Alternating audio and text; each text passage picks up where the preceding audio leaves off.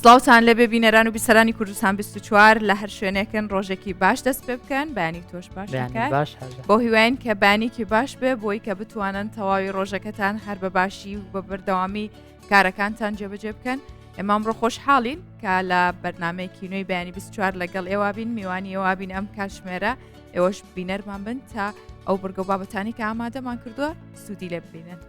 سڵاوتان لێبێ ئازیزان، زۆر خۆشحاڵینم بەیانی لەگەڵتانین. ئەمڕۆژ وەک ڕۆژانی ڕابردوو بابەتی جیاوازمان هەیە، بەڵام ئەوی جێگەی خۆشحاڵیە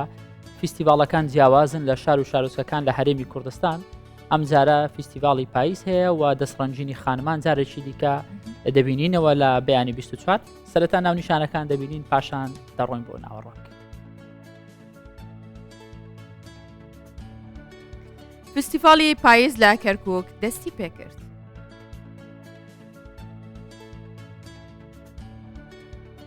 لە دهۆک بۆ دەیەمین فیستیڤاڵی نێودەوڵەتی فیلم ئامادەکاریەکان بە کۆتا هات. بە بەشداری هەفتە خانمی بەهرەمەند و دەزڕەنگین فستیڤاڵی کاری دەستی لە قەڵاتزێ بەڕێوە دەچێت.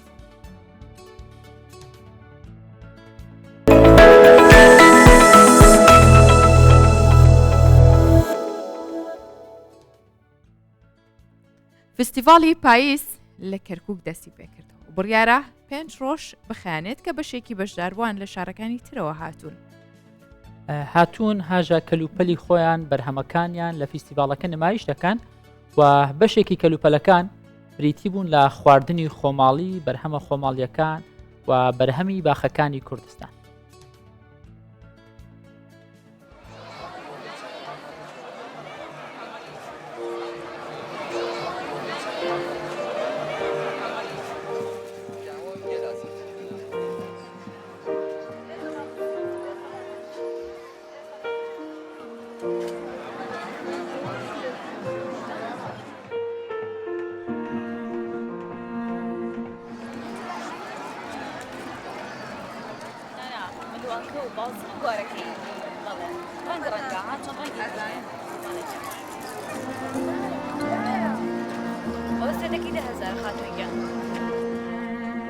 فستیڤاڵەکەمان بریتە لە فستیڤاڵی پاییزەی کەرکووک. ئەم فستیڤاڵە بۆ 5 ڕۆژە خایەنی، ئەگەر زیاتر جەماوەرمان خەڵکی کەرکووک داوایان کرد ئەوە توانین درێژە بە فستیڤاڵەکە بدەین. لە هەورامانەوە گوێزی هەورامان و هەناری هەورامان و هەموو خواردنە خۆماڵیەکان و کوردەواریەکانمان هێناوە بۆ خەڵکی کەرکووک، تاوەکو بە خەڵکی کەرکووک بەم جۆرەشتانە خواردنانە ئاشنا بن و بایەخێکی گرنگ بێ بۆ ساڵانی داهاتوش ئینشاءڵڵا بەردەوامە بین.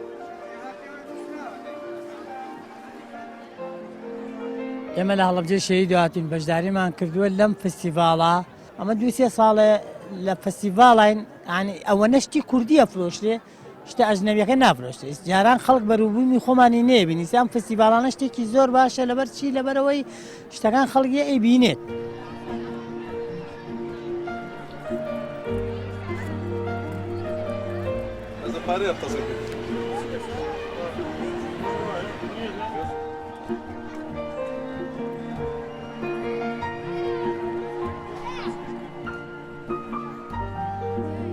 واللهی فستیڤاڵێکی زۆر شاهانە و خۆش بوو بەڕاستی. واللهی یاپراغمان کڕی و ئیتر کوبەمان کڕی و زۆر بەلەزەت و بەتان بوو. 100% گرینگە. ئارە والله زۆر شتێکی جوان بوو، شتی جوانمان دینی، شتی جوانمان کڕی و ئەرێ والله.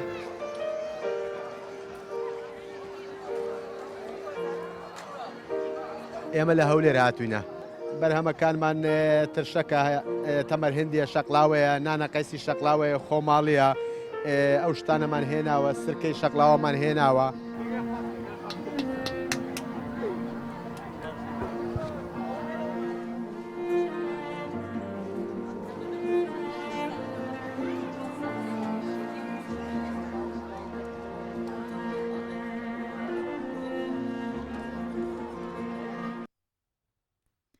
لە دهۆک ئامادەکاری بۆ دێمین فستیڤاڵی نێودەوڵەتی فیلم کۆتایی هاتووە کە ڕێکخراانی فستیڤاڵەکەش باسیەوەکەن ئەم فستیڤاڵە بەراورد بەوانی کە پێشووتر کە ئەکرا زۆر گرنگترە و باشترە و لە ئاستێکی باڵاترا بەڕێواچێت. لەبەر ئەوەی کەسانی شارەزا و پسپۆر سینەماکاری ناسرا و لەسەر ئاستی وڵاتان بەشداری دەکەن بڕیارە لە نۆی مانگی داهاتوو دەیمن فیستیڤاڵی فیلمی دهۆک بەڕێوە بچێت و لەم 1-2 ساڵی کۆتاییش هاژە بینیمان فیلمی کوردی فیلمی درێژ زۆر بەرهەمهات لە سینەماکان زۆر نمایشکرا چەندین ڕۆژ نمایشکرا خەڵکێکی زۆر ینی بۆ بینینی چوون ئەمە جێگەی خۆشحاڵەیە. ئێستاش چەند فیلمێکەیە کە بەرداوامیشەکە لە سینەماکان وەکووە کاروتیجێ دڵخۆشیە کە بینەری فیلم و سینەما بینەری فیلمی کوردیش بێت، ینی ئێمە تەنها چاومان لە فیلمەکانی هۆلیوود و بۆلیوود و فیلمە ئەوروپی و بیانیەکانی دیکە نەبێت بۆی کە بتوانین چێژ لە سینەما و شاشەی کوردیش وەربگرین هەڵبەت بە ئاستێکی باش. ئەمەش ئەم فستیڤاڵانەی کە ئاکرێ کاریگەریە بێت لەسەر بەرەو پێشچوونی فیلمی کوردی لە ئێستایەوە بەرەو باشتر بردننی و تێکەڵبوونی ئەو ئەکتەران یاخود ئەو کەسانەی کە شارەزاییان هەیە لەو بوارەیە.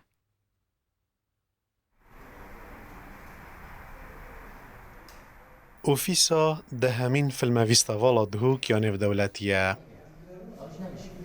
هەموو ئامادەکاریان باش هاتینەکردن و چاوەڕێی ڕوژە دەستپێکردنا فیلمە ڤیستاڤاڵێنە.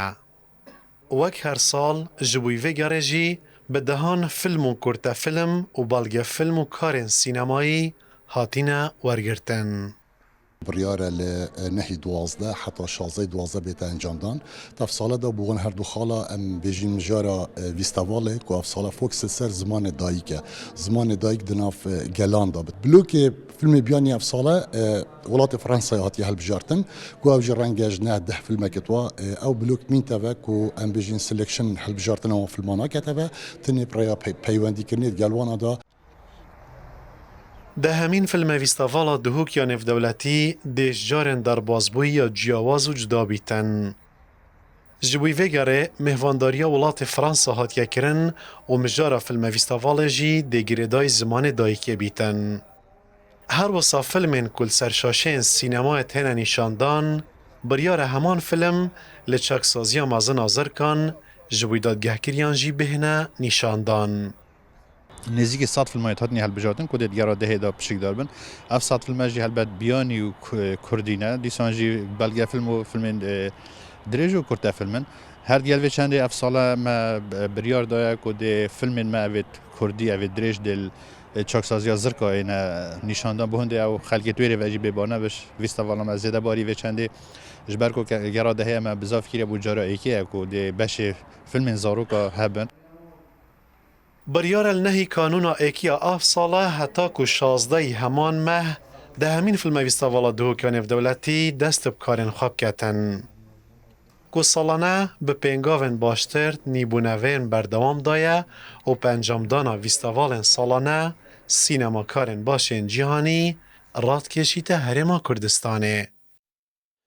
Dehemîn filma vîstavaڵa dihûka nêvdewletî edbîteyekî mezantirîn rîdanên rûşenbîrî sînemayî ev sala dal snorê parêzgeha dihûkê tê encamdan ku heman demê da bajarê dihûkê dikete gorapaneka berfireh ji wî konvekirina sînemakarên her çar parçên Kurdistanê gel sînemakarên cîhanê. Basarmêlî Kurdistan 24 dihûk. ئەم جارە بڕگەی جاندۆست کە بڕگەیەکی ئەدەبیە تایبەت لەگەڵ ئەحمەدی خانی باس لە چیرۆکەکانی ئەحمەدی خانی دەکات چیرۆکی نووسینەکانی و تێڕوانین و بیرکردنەوەی ئەحمەدی خانی چۆن بووە پێی وا بووە جاندۆست باس دەکات کە تێڕوانینی ئەحمەدی خانی بۆ فەلسەفە جیاواز بووە بۆ مرۆڤبوون جیاواز بووە و بۆ نووسینی شەر جیاواز بووە. بۆیە با ببینین لە زاری جاندۆستەوە بزانین چۆن لەسەر نووسینەکانی ئەحمەدی خانی لێکۆڵینەوە و تێڕوانینی جیاوازیان هەیە. بینەر و تەماشەڤان و گوهدارên هێژا ڕۆژ باش. باە ئەم هاتن خەلەکێکە دی ji لەگەل خانی ئەمێ دیسا لەگەل خانی بن و لەگەل وە بن و لەگەل فکر و فەلسفەیە ئەحمەدی خانی بن ku di pêşgotina Mamûzînê de ji bo me ev bêtirî 300 saliye pêşkêş kiriye. Niha jî ji ber ku ev fikr û bîr û bawerî hîn zindîne heta niha em li gel wan dijîn. Belê wek xelekên din em ê hin malik ji Mamûzînê bixwînin. Ew malik berdewamiya مالكين خلقا برنا فلسفة قيمة إنسان چية چما بيروزة چما مقدسة چما گران بهاية أحمد خاني جبوما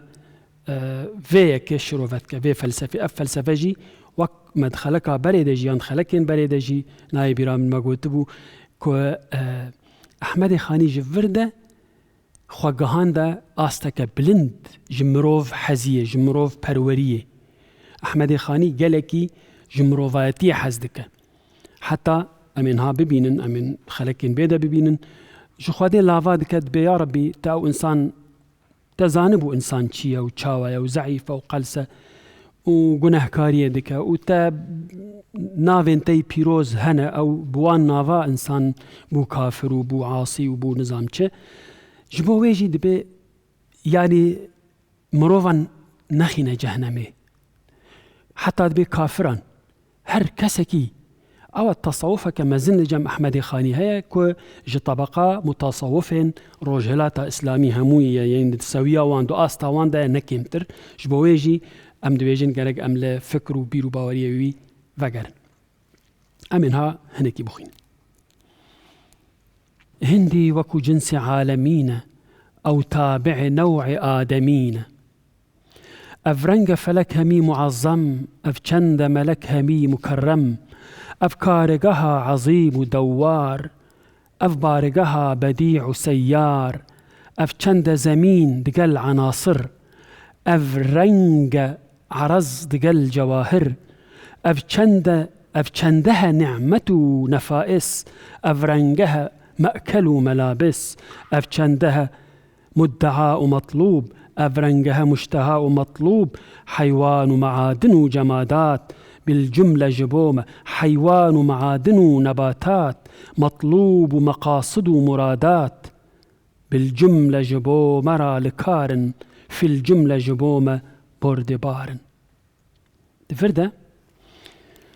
أوجي وكما قلت خذي تعالى تقاس تشت أفراندنا لقول أحمد خاني دبيجة والقرآن ديجي هيا همو جبو خزمتا وي إنسانينا كو خذي بدستي خو أفراندي جبو ويجي وكما قلت أحمد خاني هر في مروفي بيروز دبينا يعني حتى الحكمة خذي عجيب دمينا بوشي وقتا كو أف مروف تشيكريا وبيروزا وفلان وبيفان وداوي تجهنمجي تشيكريا جبوت كسين كنت دزاني وتا قوتيا ويقناها بكن وان دبي جهنمي أفا مجارك دنا أمي باشي بحث بكن لأموارن فان مالكان هنكي هورك شروفا بكن بس جبو معني قوتنان فين ببن باشي هون دكارن شخوارا بخواجي اگر مموزينك دي سودا هبش خواز فيجي تم دبيجم دبيد هر مالكي ده مموزينك هبه مموزين بالصوراني باب عربي باب انجليزي باب الماني باب فرنسي باب تركي باب كردي باب چه رنگي باب چه زماني باب دوي مموزين ده هر مالك كردان ده هبه بديوار خو دالقين وك كتابك ميا از ببيجم بيروز يعني جبو ما قالكي جرينجاد مالك هر مالك ده مموزينك هبه امي مالفن قلت افرنجا فلك همي معظم هندي وكو جنس عالمين أو تابع نوع آدمين چه جنس آفريدا يعني چه تشتكي آفريدا لدنيا هاي لكون هاي هيفا روجة ستيركن چيانا عورن بارانا بحر دريايا قردونا همو تابع نوع آدمين جيرا مسخرا ددنا بايوي إنسان أو جبوخوا سخران ديا أم قوتنا عربية اللي أمونو دبيجن سخران ديا شخورا خستية بكار آنية جبو خزمت أخوة أف خاني وصاد بيجا وراستي جوسا يعني أو هر تشت دنيا يدك هتيا دست إنسان هندي بلي أفرنجا فلك همي معظم أف چند إيجا دجميرا أو تشتي ما قوتنا أفرنجا فلك همي معظم أو فلك مزن قردوني دا أو چند ملك همي مكرم حتى ملائكات أفكارجها عظيم ودوار يعني وكارجها كي أفقردونا مزن بجالاكسيين خوا بستيركين خوا بكون الرش بنظام انرجي بانرجيات شد بيجن ماتريال الرش يعني قالك تشتد في قردوني ده هنا ده بيجا همو ده خزمتا مروفي دانا ئەف بارگەها بەدیع و سەیار ئەف چەندە زەمین دگەل عناصر ئەف عرد دگەل عناصرێ تێدا ئەلەمەنتن لەسەر vê عەردێ عناصرێ عەردێ چنە ئاخە بایە ئاگرە ئاڤە ئەڤە هەموو ئەو ژیش بۆ ئینسانن مسەخەر بوونە ئەف ڕەنگە غەرەز ئەف ڕەنگە بورە ئەف ڕەنگە عەرەز دگەل جەواهر عەرەد هەیە و جەوهەر هەیە ئەڤاژی دێ فەلسەفا کەڤند هەیە العەرەد والجەوهەر جەوهەر تشتێک و بخوا هەیە عەرەد تشتێک و محتاجی جەوهەرێکیەش بۆ خویا ببە نەزانم ئەف فەلسەفەش وەرەوەی چاوە بە هەنێکی بڕاستیژی مژارن زەحمەتن عەرەد ئەم بێژن جەوهەر ڕەنگە سۆر هەر سۆرە لێ ئەف سۆر تشتێک ژێرە لازمە خویا بکە گوڵا سۆر مەسەلە ئەم بێژن گوڵا سۆر یان دیوارێکی بۆ یاغا سۆر بە ڕەش سپی ئەوانە هەموو جەواهرن عەرەد ئەو تشتێک گودوان دە خویا دەبە خانیت بێژە ئەف چ عەرەد بێ چ جەوهەر بێ هەمووش بۆ ئینسانە هاتیە خوڵقاندن یعنی پێدا دچە ئەف چەندەهە نعمەت و نەفائس نعمەتین خودێ تەعالا کودانە تشتێن بۆها قەدر بۆها نرخی خوا بۆها تشتێن نەفیس یعنی نەفائس ئەف ڕەنگەهە مەئکەل و مەلابس خۆ یعنی وەکمە گوت چ تشتێ هەیی دبێژە ئەف چەندەهە مدعا و مەطلوبە و تشتێک و دلێ مرۆڤ دبێژێ و مرۆڤ دخوازە و تشتێ وەکش بۆ مرۆڤان هەدەفە ئەف ڕەنگەهە مشتەها و مەحبوب تشتێک و دلێ مرۆڤ دبێژێ تشتێش یعنی مشتەها تشتێک و مرۆڤ شەهوەتاوی لێ چێ دەبە ژێ حەز دکە دخوازە هەبە و مەحبوب ژیش خۆ حەزکری حیوان و مەعادن و نەباتات ئەوژی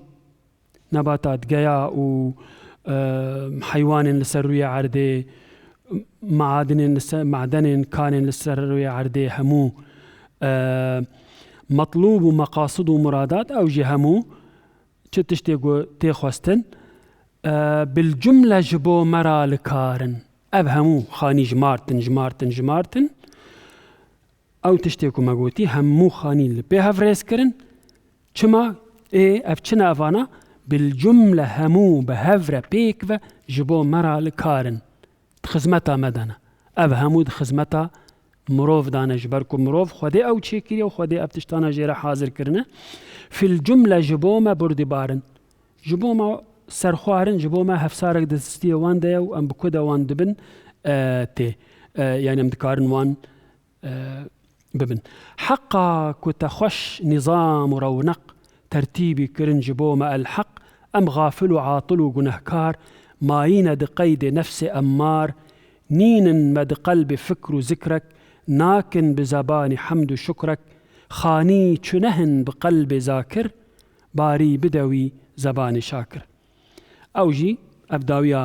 vê xeleka me ye ban xwedê dike heqa yanî ey xweda te ji bo me tertîb kirine ev tiştana ev hemû tiştê min behs kirî em gafilin lê mixabin em gunehkarin em gafilin û em nikarin zikrê te bikin em asîne ew xaniyê gu nikare behsa te bike û em bêjin yani rexnê li xwe dike weka mutasawifan hema yani zimanekî bide wî ku şukrê te pê bike spasiya te pê bike em ê jî spasiya we bikin di dawiya vê xelekê de û heta xelekeke din bimînin di xêr û xweşiyê de.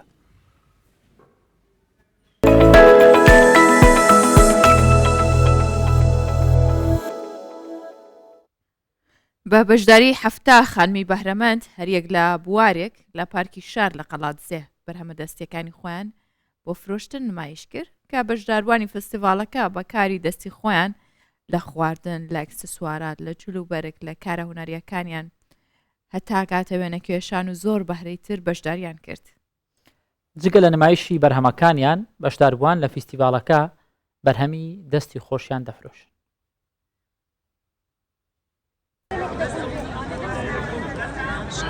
تا نیشانی کۆمەڵگای بدەن ئاخۆ دەتوانن چ ڕۆڵێک لە پشت بەخۆبەستن و ئابووری خێزان ببینن بەرهەمەکانی خۆیان هێناوە نیشانی بدەن. فستیڤاڵی پەریە لە پارکی شار لە قەڵاتزێ کە حەفتا خاتون کار و بەرهەمە دەستیەکانی خۆیان نمایش دەکەن. کۆشکەکەی ڕێناس قەرەباڵغی زۆری کڕیارانی لەسەر بوو. ئەو جۆرەکانی شیرینی و کێکی بۆ فرۆشتن داناوە. خولیای دروستکردنی کێک و شیرینی هەبووە و چەند ساڵێک کە ئەزمموی تێدا پەیدا کردووە. لە ڕێگەی پێیجەکەی خۆی بازاری بۆ پەیدا دەکات و کڕیاران بەخواستی خۆیان دەتوانن داوای هەر جۆرێک لە کێک و شیرینی بکەن و ئەو بۆیان دروست دەکات. من لە ڕێگەی پەیجەکەمەوە ئیش دەکەم لە ماڵەوە بۆ خۆم شتەکان دروست دەکەم و بە پێی داواکاری مشتریەکان جۆرێکیان ب شێوازێکیان بە هەندێک جاریش بۆ خۆم شتەکان ئامادە دەکەم و پۆستی دەکەم دەڵم بەردەستە ڕاستەخۆ داوای دەکەن. نمایشی کارەدەستیەکانیان لە بواری جلوبەرگ، وێنە کێشان، خواردن و ئەکسسوارات و چەندین بەهرەیتری دەستی ئافرەتان فیستیڤالەکان دەوڵەمەند کردووە. فیستیڤالەکە تەنها بۆ نمایش و نیشاندانی بەهرەی ئافرەتان نییە، بەڵکو هەر لەوێ بەرهەمە دەستیەکانی خۆیان بە کڕیاران دەفرۆشن و دەیکەنە سەرچاوەیەکی دارایی بۆ خۆیان و خێزانەکانیان. لە کۆمەلگای ڕۆژهەڵاتیدا هێشتاکەینە ئەو بوارە بواری بەدەستهێنانی ئابووری یان ئافرەت خاوەنی گیرفانی خۆی اقتصادی خۆی بێ کە بەشێکە لە ئازادیەکانی تاک و بەز ئازادەکانی ژنان ئەوە نەڕەخساوە. بەڵام جێی خۆشحاڵی لە کۆمەلگای کوردی خۆماندا لە مێژوودا لە حەد لە گوندەکانەوە لە بواری کشت و کاڵیشەوە ئافرەت ڕۆڵێکی بەرچاوی بینەوە لە بنیادنانی اقتصادی خێزان و دواتر کۆمەلگادا و ئێستاکەی نوێژ لێرە کە دەبینین لە بواری کللتوری، لە بواری هوەری، لە بواری خواردن ئامادەکردنی ئەکسسوارات ڕێژەیەکی ئاوا بەشداریان کردووە، ئەوە شتێکی باشە. ژمارەیەک لە بەشداربووانی فیستیڤالەکە دەرچووی زانکۆ و پەیمانگەکان و لە کەرتی گشتیان تایبەت دەرفەتی کاریان بۆ نەڕەخساوە، بۆیە سوودیان لە توانای خودی و کەسی خۆیان وەرگرتووە و ئەزممویان لە کارێک پەیدا کردووە تا لەسەر پێی خۆیان بوەستن. لە ڕابردوو لە کۆمەلگا ڕۆژهەڵاتیەکان زیاتر پیا و خاوەن ئابووری سربەخۆ بووە، بەڵام ئەو کرانەوەی کە ئێستا هەیە ئافرەتانی شاتوونەتە ناو مەیدانەکە. ئەو ئافرەتانە لەو فیستیڤالە بەشداریان کردووە تەنها نەهاتوون بەرهەمەکانی خۆیان نمایش بکەن، بەڵکو لە ڕێی فرۆشتنی بەرهەمەکانیانەوە دەیانەوێت سەرچاوەیەکی ئابووریش بۆ خۆیان بەدەست بێنن. ئاراسەمی کوردستان 24 قەڵاتزێ. هەر لەسەر ئەم باسە دەمێنینەوە بەڕێوەچوونی فیستیڤاڵی کاری دەستی لە قەڵاتزێ و بە بازارکردنی بەرهەمی کاری دەستی خانمان لە فیستیڤالەکە لەگەڵ میوانێک لەگەڵ بەڕێزێک قسە دەکەین کە لە قەڵاتزێوە لەگەڵمانە. بەڵێ ئەویش خات و دیدار ئارامە کە بەشداروی فستیڤالەکەی بەشێکی ڕاستەوخۆ لەگەڵمانە بێ. خات و دیدار بەیانیت باش ڕۆژێکی باش دەست پێ بکەن بە هیوام کە فستیڤالەکە بە باشی بەڕێوە چوو بێت و هەروەها بتوانن ساڵانەش لەم جۆرە فستیڤالە چەند جارێک دووبارە بکەنەوە بۆی کە خانمان ئەو بەرهەمە جوانەی کە بەدەستی خۆیان ئامادەیان کردووە ببێتە سەرچاوی داهات بوویان. جا خۆت باسێکی فستیڤالەکەمان بۆ بکە چەند کەس تێیدا بەشدار بوو و ئەو بەرهەمانەی کە تیایدا بوو تا چەند توانی ببێتە جێخواستی میوانان و ئامادە بوون.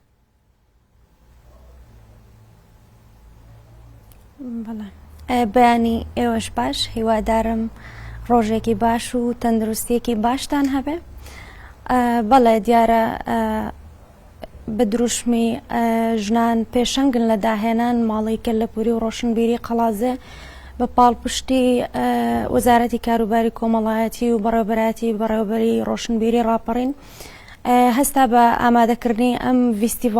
ڤیستیڤاڵی پەری کە تیایدا 7 خانم بەشداریان کرد بە چەندین کاری جۆرا و جۆر کە بریتی بوون لە کاری دەستی، کاری چنین و درومان و کاری شیرینی، تەنانەت کاری وێنەکێشان و کتێب فرۆشی و گوڵ فرۆشی و خواردنی کوردەواری و کاری جۆرا و جۆر بوونیتر. ئەوەی جێگای باسە دەمەوێت باسی کارێکی یان ئەزمموی کارکردنی ماڵی کەلەپوری بکەم لەگەڵ ئەم جۆرە ڤیستیڤالانە. هەڵبەتە ماڵی کەلەپوری هەر لە سەرەتای دروست بوونیەوە هەتاوەکو ئێستا بەشێکی زۆری کار و چالاکیەکانی لە خزمەت خانماندا بووە. بە دوو هەنگاو کارمان کردووە بۆ خانمانی ناوچەکەمان. هەنگاوی یەکەم ئەوە بوو کە دەمانەویست خانمان لە ماڵەکانیان بێنە دەرەوە و ئیش بکەن لە ڕێگای کردنەوەی خولی جۆراوجۆر بۆ نمونە خولی شیرینی، خولی درومان، خولی چنین، خولی دروستکردنی خواردنی کوردەواری و تەنانەت خولی فیتەریش لە پلاندا هەبوو کە بەشێکی زۆری خانمانی ئێمە ئێستا شۆفێرن بۆ ئەوی بتوانن کە لە شوێنێک پەکیان دەکەوێت بزانن چۆن مامەڵە لەگەڵ بارودۆخەکان بکەن. و هەنگاوی دووەم بە بازاڕکردنی کاڵاکانیان بوو لە ڕێگای پێشەنگاکانەوە کە دەکرانەوە. ساڵانە چەندین جار پێشەنگا بۆ خانمەکان کراوەتەوە بۆ ئەوەی کاڵاکانیان پێشان بدەنەوە بە کاڵاکانیان بە بازار بکەن، چ لە ناو ماڵی کەلەپوری چ لە دەرەوەی ماڵی کەلەپوری کە لە پارک و لە شوێنە گشتیەکان پێشەنگایان بۆ دەکرایەوە. بەڵام بەگشتی ئەم جارە زۆر بەرفراوانتر بوو. بەڵێ باشە، هات و دیدار لەگەڵمان بمێنەوە. دەڕۆین پەیامبەرمان نەورەس وەردەگرین، هەواڵێکی کەمێک بەپەلە هەیە، پاشان دەگەڕێن و لەگەڵ بەڕێزت درێژە بە گفتوگۆ دەدەین کە شاندێکی وەزارەتی نەوت بە سەرۆکاتی حەیان عەبدولغەنی وەزیری نەوتی حکوومەتی عێراقی فیدراڵ لە ڕێگەی فڕۆکەخانی نێودەوڵەتی هەولێر گەیشتە هەرێمی کوردستان و لەلایەن کەمال محەممەد وەزیری سامانە سروشتیەکان و ئومێد سەباح سەرۆکی دیوانی ئەنجومەنی وەزیران ئومێد خۆشنا و پارێزگاری هەولێر پێشوازیان لێ دەکرێت. و پێشەوە هەورامانی گوتەبێژی حکوومەتی هەرێمی کوردستان ڕایگەیاندووە کە لەم سەردانەی وەزیری نەوتی عێراق لەسەر ڕێکەوتنی هەردوو سەرۆک وەزیران بووە تاوەکو بێنە هەرێمی کوردستان و لەگەڵ وەزارەتی سامانە سروشتیەکانی حکوومەتی هەرێمی کوردستانیش دۆسەی نەوتی هەرێم و کێشەکانی بەیەکەوە چارەسەر بکەن. بابەتی سەرەکی کۆبوونەوەکان کێشەی تێچووی بەرهەمێنانی نەوت و ڕێکارەکانی هەناردەکردنەوەی نەوتی هەرێمی کوردستانە. شاندەکەی حکوومەتی عێراق چەند ڕۆژێک لە هەولێرە مێنێتەوە بۆی کە ئەو بابەتە تاو توێ بکەن. هەر لە سەرم بابەتە پەیامبەرمان نەورەس پێم وایە لە فڕۆکەخانە ئامادەیە بۆی بتوانین هەندێک زانیاری تایبەت بەم سەردانە لە نەورەس وەربگرین. کەمێک بەر لە ئێستا وەزیری نەوتی عێراقی سەردانی هەرێمی کوردستانی کرد لەلایەن کۆمەڵێک لە بەرپرسانی حکوومەتی هەرێمی کوردستان وەزیر و سەرۆکی دیوانی ئەنجومەنی وەزیران پارێزگاری هەولێر هەموو ئەمانە لە پێشوازی وەزیری نەوتی عێراقیدان بە مەبەستی دووبارە ڕێخستنی ئەو ڕێکارانەی چۆن نەوتی هەرێمی کوردستان هەناردە بکەینەوە. هەر لەسەر ئەم بابەتە کەمێکی دیکە پەیامبەرمان زانیاری زیاترمان پێداوە لە گشتی دواتری فراوانی هەواڵەکان بێگومان تەواوی ناوەڕۆکی کۆبوونەوەکەوە ئەنجامەکانی باس دەکرێت. بەڵێ هەکار هەر لە ماوەی ڕابردووش چەندین جار لەسەر ئەم بابەتە گفتوگۆ کرا و حکوومەتی هەرێمی کوردستان هەوڵی داوە کە جارێکی دیکە هەناردەی نەوتی هەرێمی کوردستان دەست پێ بکاتەوە کە لە مانگی سێوە ڕاگیراوە کە ئەمە زیانی تەنها بۆ هەرێمی کوردستان نەبووە، زیانەکانی لەسەر عێراق زۆر زیاتر بووە لەسەر کۆمپانیانەی کە لێرە کاری دەرێنانی نەوتەکەن. ئەمانە هەمووی کاریگەری هەبووە لەسەر ئابووری عێراقیش بەگشتی لە بەرەوەی ڕێژەیەکی زۆر لە ئەو نەوتەی کە ڕۆژانە عێراق ئەبێ ئامادەی بکە و هەناردەی بکات ئەو نەوتەیە کە لە هەرێمی کوردستانەوە بەرهەمە هێنرێ. بەڵام ئێستاش هەر لەسەرەوەی کە پێشتر سەرۆک وەزیران سەرۆک وەزیرانی حکوومەتی هەرێمی کوردستان لەگەڵ سەرۆک وەزیرانی عێراق کۆبۆ بڕیاریان داوە کە ئەم کارانە هەرچی زووترە جێبەجێ بکرێت. تاوەکو نەورەستیش ئامادە دەبێت ئێمە دەگەڕێنەوە بۆ لای میوانەکەمان جارێکی دیکە خات و دیدار ئەدەینەوە ناو بابەتەکەمان باسی فیستیڤاڵی کاری دەستی خەڵاتزێ ئەو بەرهەمانەی کە نمایشکران خۆت ئاماژەت پێدا نزیکەی هەفتە بابەتی جیاواز بوون، هەفتە خانم بەرهەمەکانی خۆیان نمایش کرد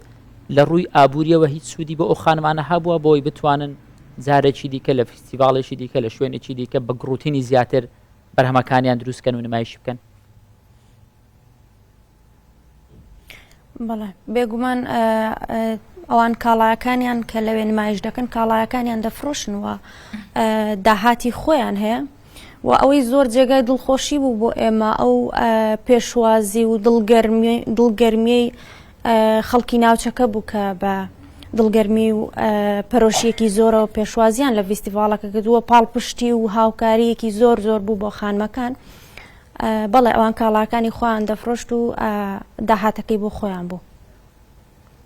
و کاڵاکانیش جۆرا و جۆر بوون لە خواردنی کوردەواری هەبوو، شیرینی هەبوو، کاری درومان و چنین و ئیدی کوتاڵ فرۆشی هەبوو، کتێب فرۆشی و تابلۆ و ینی گوڵ فرۆشی، کاری چالاکی جۆرا و جۆر بوون، کاڵای جۆرا و جۆر بوون. خات و دیدار ئەو خانمانەی کە لەوێ بەشداریان کردووە، ئەو خانمانە کە لەوێن ئەتوانن ینی لە ماڵ جگە لەوەی کە لە ڕێگەی ئۆنلاین ویان لە ماڵەکەی خۆیانەوە بەشدار بن، ئایا ئێستا هیچ کامێکیان بوونەتە خاوەنکار بوون نمونە هەلیکاریان ڕەخساند بێ بۆ چەندین خانمی دیکە یاخود چەند کەسێکی دیکە کە بتوانن پرۆژەکەیان گەورە بکەن؟ بۆ ئێستا پێم وان نییە چالاکیەکانیان ئەوەندە بەرفراوان بوو بێ، بەڵام لە داهاتوودا ئیشەڵڵا ئومێد دەکەین کە ئەوان بتوانن ببنە خاوەن پرۆژە و کاری گەورەتر ئینشەڵڵا. ئەمە دەستپێکێکی باشە بۆ ئەوان لە ئێستادا. باشە خات و دیدار ئەو خانمانەی کە بەشداریان لەم فیستیڤاڵاندا کردووە خۆیان دوکانی سەر بە خۆیان هەیە یان شوێنێکی تایبەتیان هەیە یان تەنیا لە ماڵەوە دێن بەرز لە فیستیڤاڵەکان دەبیندرێن و بەرهەمەکانیان نمایش دەکەن؟ بەشێکی زۆریان تەنیا بە ئۆنلاین کار دەکەن و لە پێشەنگاکان ئەگەر کاڵاکانیان نمایش بکەن، ئەگەرنا خاوەن دوکان و شوێنی تایبەتی نین بۆ فرۆشتنی کاڵاکانیان. گرنگی فیستیڤاڵەکە لەوەدایە کە ئەو فیستیڤاڵە شوێنێکی زۆر باشە یان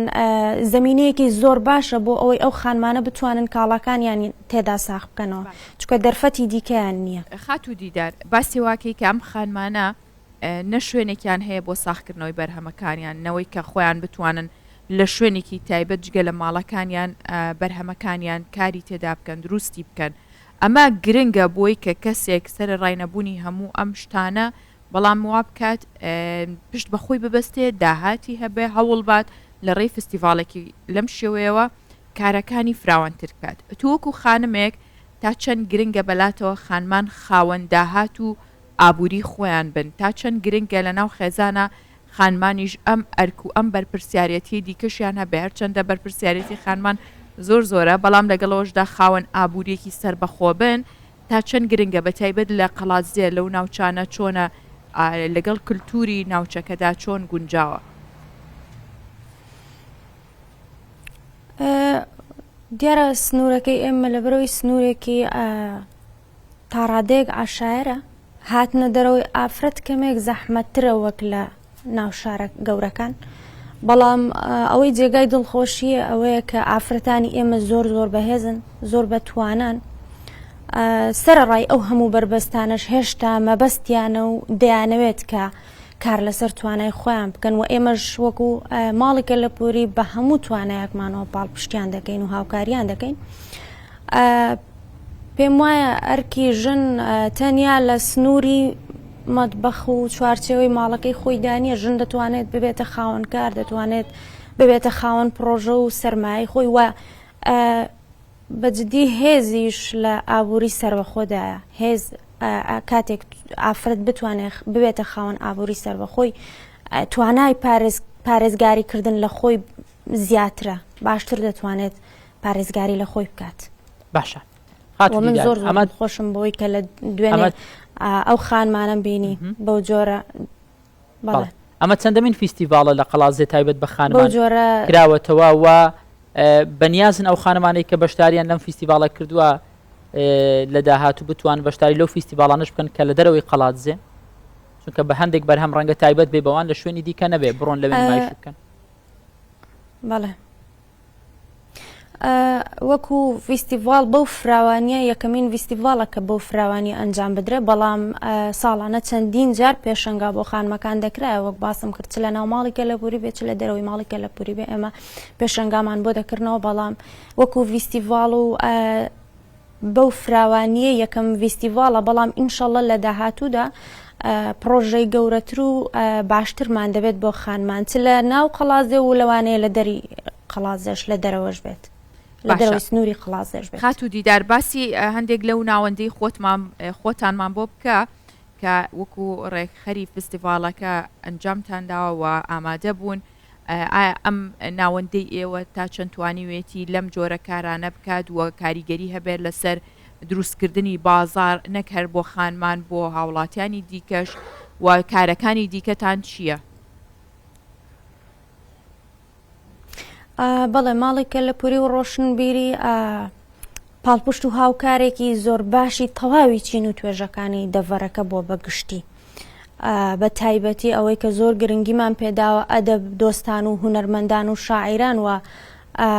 خانمانیش ئێمە لە ڕێگەی هۆبەی خانمانەوە خزمەتی خانمانمان کردووە زیاتر کار و چالاکیمان بۆ شاعیرە بەڕێزەکان لێرە کۆڕی شعری و ناساندنی کتێب و چالاکی هوەری و ئیدی چالاکیەکانمان جۆرا و جۆر بوون و پێم وایە جێدەستمان دیارە لە سنوورەکە جێدەستی ماڵێکە لە پووری دیارە لە سنوورەکە چونکە چالاکی و بابەتی ینی پرۆژەی زۆرمان پێشکەش کردو و چالاکی زۆرمان پێشکەش کردووە ئیدی ئیشەڵڵا هەر بەردەوامیش دەبین ئینشەڵڵا بەو هیواین کە هەمیشە جێگە دەستان دیار بێ لە قەڵاتزەی ڕەنگین کە هەر لە خانمانی لە ژنان لە پیاوان هەمووان کەسانی بەتوانە و میوان دۆست و ژیان دۆستیشن قەڵاتزەیەکان بێگومان زۆر سپاس خات و دیدار بەم بەیانێ لەگەڵمان زۆر سپاس بۆ ئێوەش زۆر سپاس بۆ ئێوەش بڵێ شاندەکەی وەزارەتی نەوت کە بە سەرۆکایەتی حەیان عەبدولغەنی وەزیری نەوتی حکوومەتی عێراقی فدرال لە ڕێگەی ئەفرۆکەخانەی نێودەوڵەتی هەولێرەوە دەگەنە هەرێمی کوردستان لەو بارەیەوە هاوکارمان نەورەس عەبدوڵڵا وەرەگرین نەورەس سڵاوت لەبێت ئەم کاتت باش پێمان بڵێ ئایا شاندەکە گەیشتن و ئامادەکاریەکان کێنەوانەی کە پێشوازیان لێ یەکەن و تەوەری گرنگی سەردانەکەشیان چییە؟ هاژە هەکار بەیانیتان باش بەڵێ کەمێک لەمە بەر شاندی وەزارەتی نەوتی حکوومەتی عێراق بە سەرۆکاتی حەیان عەبدولغەنی سەرۆک وەزیری نەوتی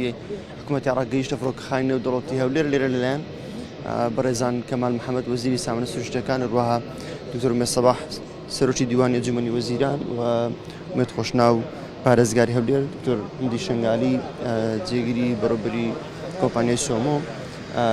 پێشوازی لێ دەکرێت بێگومان تەوەری سەرەکی پرسی هەناردەکردنەوەی نەوتی هەرێمی کوردستانە هاژە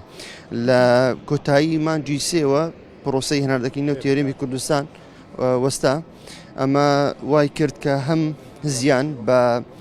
داهاتی هەرێمی کوردستان بگەنێ هەم تەنانەت زیان بە داهاتی عێراقیش بگەنێ لەبەرەوەی بەپێی یاسای بودجە بڕی نەوت یاخود فرۆشتی نەوت بڕەکە و داهاتەکەی بەشێکە لە بودجەی گشتی عراق و ئەمە کاریگەری لەسەر داهاتی عراقیش دروست کردووە هەموو هەوڵەکان بۆ ئەوەن جارێکی دیکە پرۆسی هەناردەکەی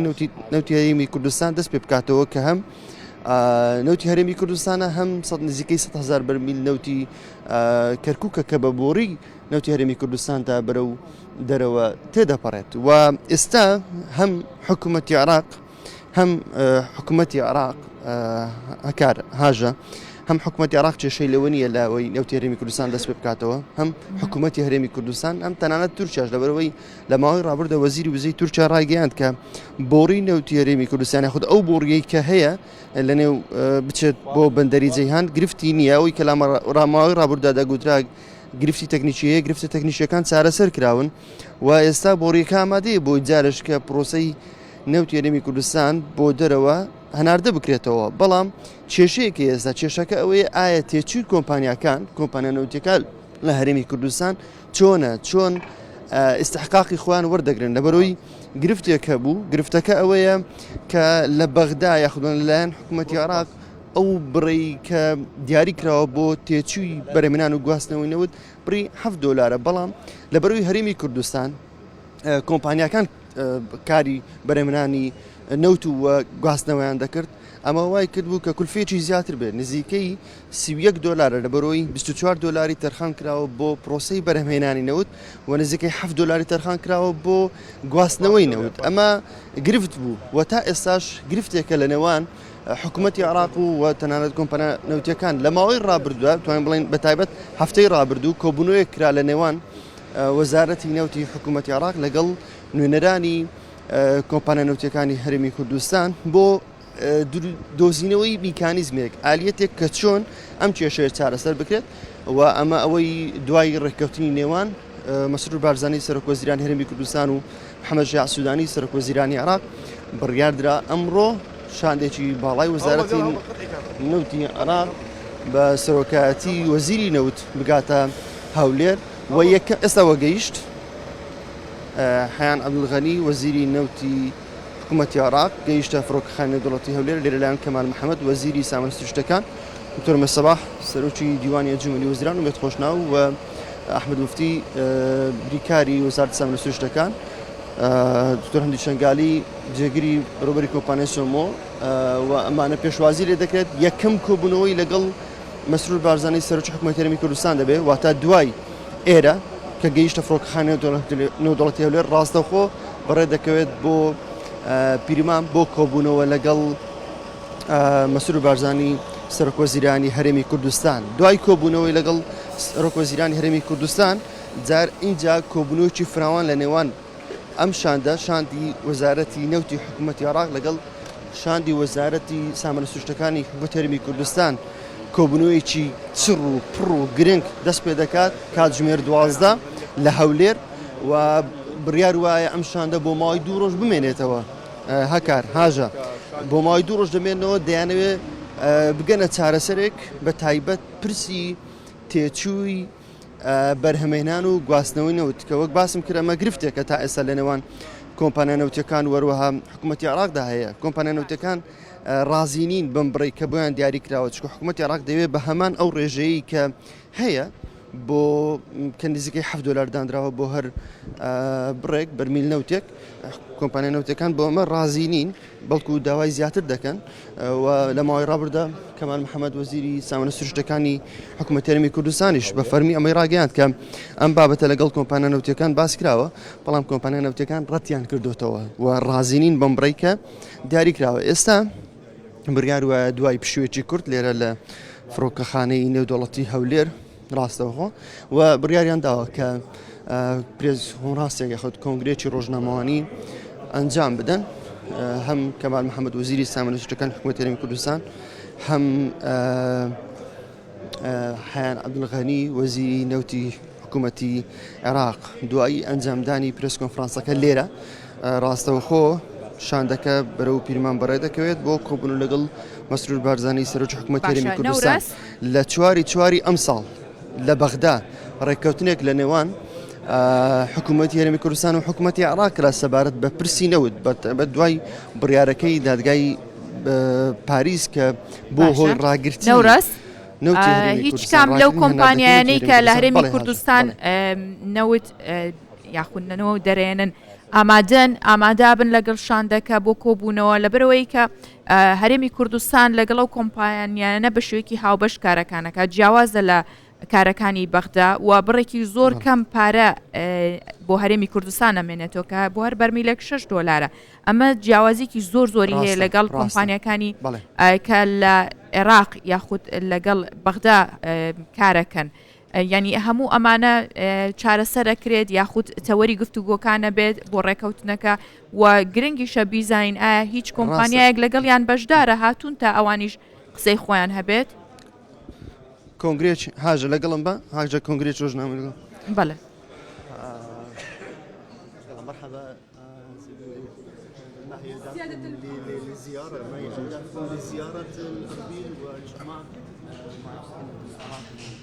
يا الله بسم الله الرحمن الرحيم اليوم يعني نحن في محافظتنا الحقيقة هي محافظة أربيل الهدف من هذه الزيارة هي أنا كوزير نفط جئت على وفد على رأس وفد عالي المستوى يضم مجموعة من الوكلاء 2 من الوكلاء الوزارة الرئيسيين زائدا المدراء العامين للدوائر المهمة والرئيسية في وزارة النفط. الهدف من عندها أنه تقريب وجهات النظر فيما يخص الاستئناف الإنتاج وتصدير النفط الخام. كما تعلمون أنه الموازنة العراقية فرضت كمية من النفط التي يفترض أن تصدر من اللي هي بحدود 400 ألف برميل باليوم روجانا 400 يعني للاجتماع مع الأخوة في وزارة الثروات الطبيعية 400,000 بلمی نەوت ئاماژەی پێدراوەکە لە بودجەدا بێگومان لە کۆبنەوەکەی ئەمڕۆدا هەوڵ دەدەین سەرجەم کێشەکان بخەینە گفتوگۆ بۆ ئەوەی بتوانین بە شێوەیەکی ئاسانتر نەوت هەناردە بکەین بێگومان هەناردەکردنی نەوت بۆ عێراق شتێکی گرنگە چونکە سامانی سروشتی سەرەکی عێراق نەوتە و پشت بە هەناردەکردنی نەوت دەبەستێت بۆ ئەوەی بتوانین بودجە بەدەست بێنین و ئێمە جدین لەسەر ئەم پرسەدا و پشت بەخوا هەوڵ دەدەین بە هەوڵی براکانمان کە لەگەڵمانن و لە هەروەها لە هەرێمیش هەوڵ دەدەین لە یەکتر تێگەیشتێکی باش هەیە ئێستا هەوڵ دەدەین لە چەند ڕۆژی رابرروودا ئەم پرسە بەردەوام دەبێت. کێشەی ئێوە لەگەڵ بەغدا بەتایبەت لە هەناردەکردنی نەوتچە. الأول أنه أن نستأنف الإنتاج هذا يعني المرحلة والمرحلة الثانية إن شاء الله بردوام بين أو قناغي كما قناغي دواميش أو إيما لقل تركيا لليك تيجيشتن داين بو أوي بتوانين دوبارا نوت هناردب كينا ولا رجع عراقوة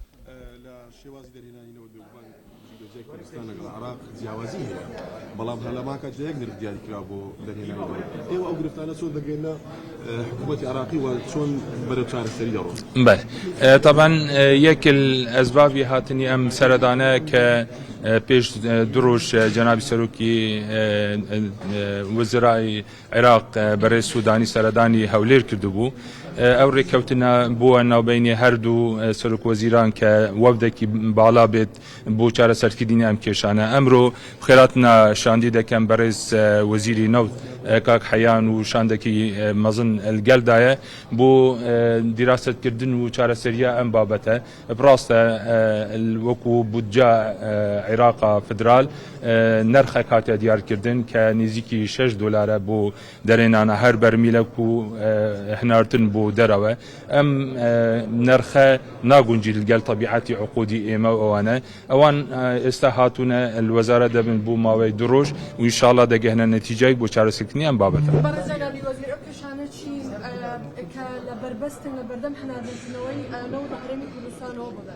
بەڵێ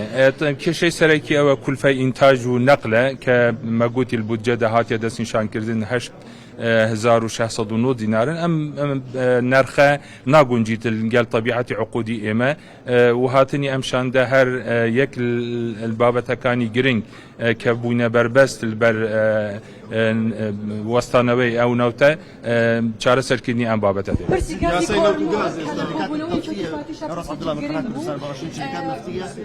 غير راضي من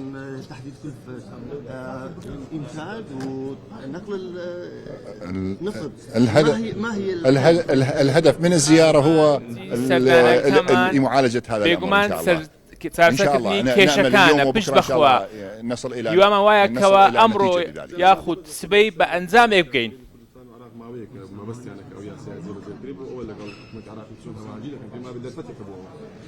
بۆ ئەم بابەتەژی لژنایکی بالا هاتووە پێکینام سەرۆکاتیا وەزیری داد کاک فەرسەت و چەند بەرزی ترژی هەندێکی جرات هاتی نەکردن هەندێک هەنگاو چوینە پێش و بەڵام هێشتا ئەو مسوەدە تەواو نەبووە تەوەقع دەکەن یانیەوە بچیتە ساڵی داهاتوودا.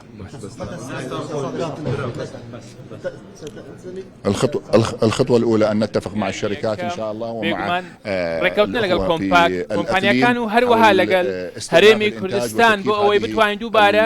نەوت هەناردە بکەینەوە و سەرڕای هەموو ئەو ڕێکەوتنانەوەی ئێستا هەیە پێداچووی بۆ بکرێت هەروەها لە چوارچێوەی دەستوری عێراق و یاسای بودجە پشت بەخوا لە چەند ڕۆژی داهاتوودا دوو ڕۆژی داهاتوودا بە ڕێککەوتن دەگەین.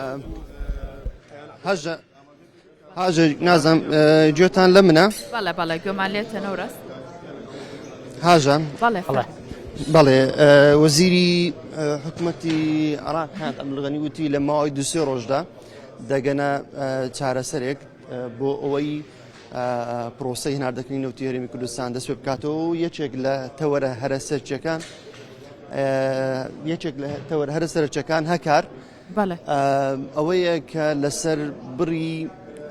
تێچووی بەرەمێنان و گواستنەوەی نەوت بگەنە ڕێکەوتن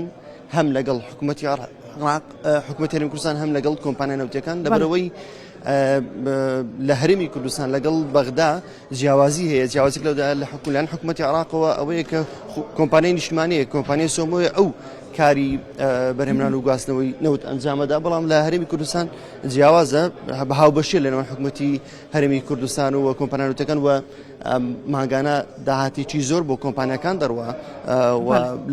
لە کابنی دوێمدا پێداچنەوە بەم گرێ بەستە نەوتیانەش داکراوە ئەمە وا کرد بەشێک لەو داهاتە بۆ خەڵکی هەرێمی کوردستان بۆ وەکو داهاتێک بۆ وەزارەتی دارایی حکوومەتی هەرێمی کوردستان بگەڕێتەوە و ئێستا ڕاستەوخۆ وەزیری نەوتی حکوومەتی عێراق دەچێت بۆ کۆبوونەوە لەگەڵ مەسرور بارزانانی سەرۆکوەزیرانی هەرێمی کوردستان دوای کۆبوونەوە اینجا دەگەڕێتەوە هەولێر لە هەولێرەوە کاتژمێر 12 کۆبوونەوەیەکی چڕ و پڕ لە ڕووی ینی تەکنیکیشەوە لەگەڵ وەزارەتی سامانە سوچەکان حکوومەتی هەرێمی کوردستان ئەنجامەدرێ هاژە. نەورەس عەبدوڵڵا سپاس بۆ زانیاریەکانت هەڵبەت لە کاتەکانی دیکەش لە سەرجەم کۆبوونەوەکان و دوایین زانیاریەکان ئاگادارمان بکەرەوە ئەمە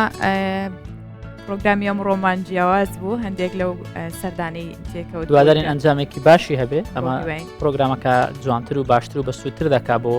بینەران سپاس بۆی وەکە تاوەکو ئێستا بە دیار بەیانی 24 دانیشتون بە هیوام ڕۆژێکی باش و خۆشتان هەمیشە لە خۆشییا بمێنن.